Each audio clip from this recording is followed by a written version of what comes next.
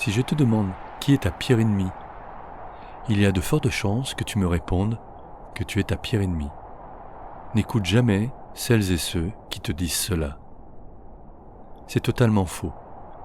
Ce sont des idées reçues, ils te disent cela parce qu'ils l'ont lu ou ils l'ont entendu, mais ils ne l'ont pas vérifié.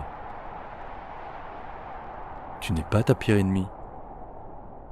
C'est très important de sortir ça de ta représentation mentale. C'est censé te motiver et en réalité ça te donne une image de toi-même négative.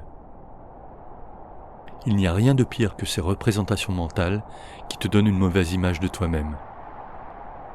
La société le fait suffisamment et toi-même tu le fais probablement trop. Justement, parmi nos pires ennemis, il y a cela, nos fausses croyances.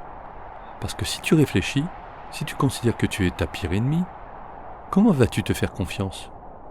Tu ferais confiance à une ennemie, toi ? Moi pas. C'est tout le contraire en réalité.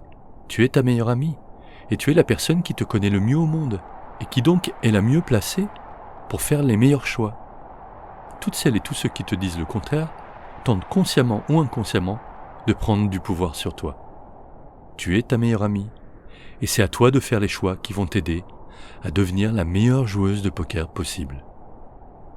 Tu n'as pas à te battre contre toi-même.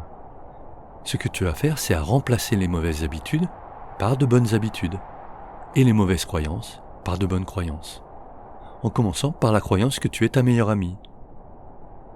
Parce que si tu penses le contraire, je ne vois pas comment tu vas t'aider.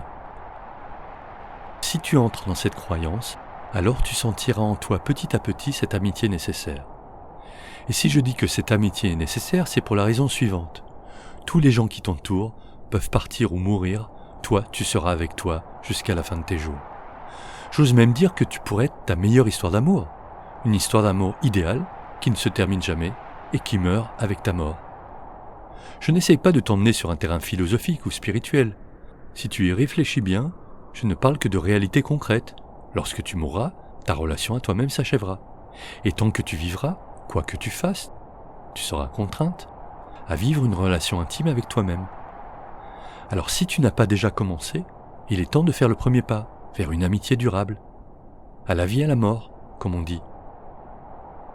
Te rends-tu compte si tu pouvais vraiment compter sur toi comme une amie fidèle, fiable et respectueuse ? Eh bien c'est possible, mais la décision t'appartient. Mais pourquoi je te raconte tout cela alors que nous sommes dans un podcast de poker ? Parce que je veux t'éviter de perdre du temps à te battre contre toi-même pour conserver toute ton énergie pour te battre contre ce qui t'empêche d'être toi-même. Si ça te parle, et si je t'ai un tout petit peu convaincu, juste après ce podcast, prends le temps de méditer cela. Et je te souhaite un magnifique voyage avec toi-même jusqu'à la fin de tes jours.